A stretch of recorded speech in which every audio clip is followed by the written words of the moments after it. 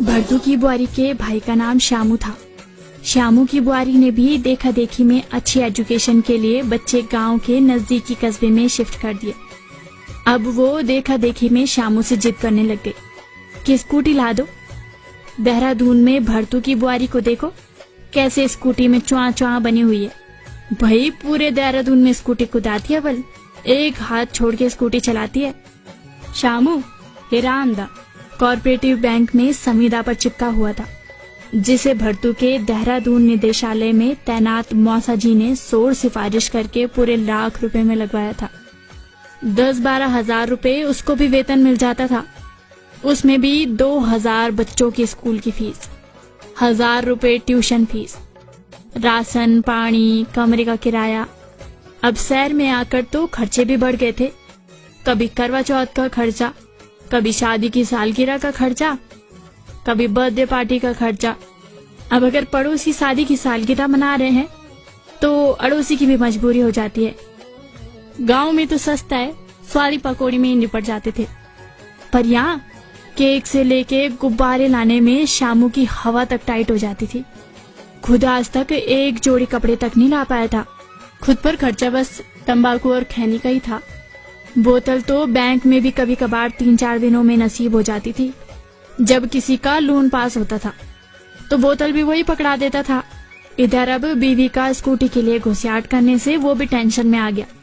उधार पगार कर्ज कपाल करके एक सेकंड हैंड स्कूटी 15,000 में ले ही ली। तब स्कूटी ली तो पार्टी का खर्चा अलग से बढ़ गया। चलानी श्यामू को भी नहीं आती। अब नई समस्या खड़ी हो गई। पड़ोस में ही कॉलेज का एक बांका जवान भूपी रहता था।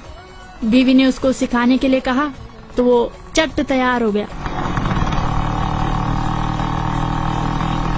श्यामू देखता था कि भूपी तो बहुत चिपक चिपक के बुआरी को स्कूटी सिखा रहा है, तो बेचारे के स्क्रू ढीले होने लगते थे और बीपी भी बढ़ जाता था।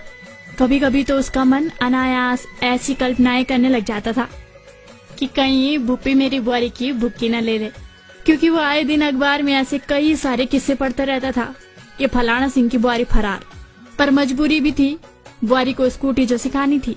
बेचारा करता भी तो क्या करता। हालांकि बीवी पे तो भरोसा था, पर आजकल के रोमियो का क्या, वो तो इन लम्हों के इंतजार में रहते हैं।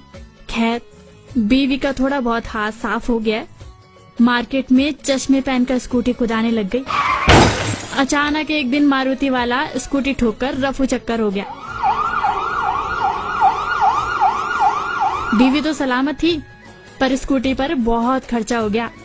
अब कभी स्कूटी का पंचर तो कभी बैटरी की प्रॉब्लम हो जाती थी। इस स्कूटी के चक्कर में श्यामू बड़ा टेंशन में आ गया।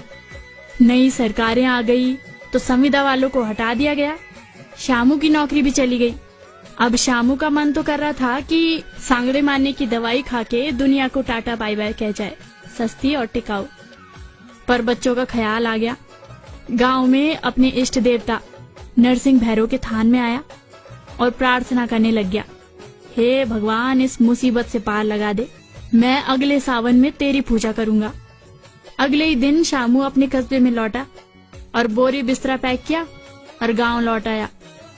2 भैंस और 1 जर्सी गाय, 10-12 मुर्गे रख लिए और नरसिंह देवता की कृपा हुई तो उसका काम धंधा भी चल पड़ा। श्यामू गाय भैंस की अच्छी देखभाल करता था। गांव का बाजार भी नजदीकी था। अब श्यामू की बुआरी स्कूटी में दोनों बच्चों को स्कूल छोड़ने जाती थी और साथ में 30 लीटर दूध और कुछ सब्जी भी ले जाती थी। और श्यामू, अरे उसकी तो निकल पड़ी। संविदा से ज्यादा तो वो घर में कमा रहा है।